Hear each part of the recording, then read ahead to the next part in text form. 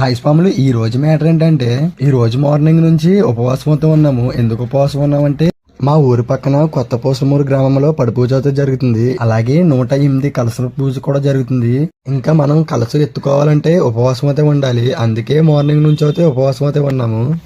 మా ప్రవీణ్ స్వామి అయితే పొద్దున్న నుంచి అయితే ఉపవాసం అయితే ఉన్నాడు. చాలా డల్ అయితే అయిపోయాడు. కానీ పూజ టైంకి అయితే చాలా ఉసరిగా అయితే ఉన్నాడు. అసలు నేనే నమ్మలేకపోతున్నాను. నేను అయితే ఉపవాసం అయితే ఉండలేడు అనుకున్నాను. కానీ బాగా అయితే ఉన్నాడు. ఇంకా స్లోగా స్వాములు అలాగే భవానీలు కూడా వస్తమైతే స్టార్ట్ అయ్యారు. ఈ ఊర్లో అయితే భవానీల పీఠము అయ్యప్ప స్వాముల పీఠము పక్క పక్కనే ఉంటది. నాకైతే చాలా అయితే నచ్చింది.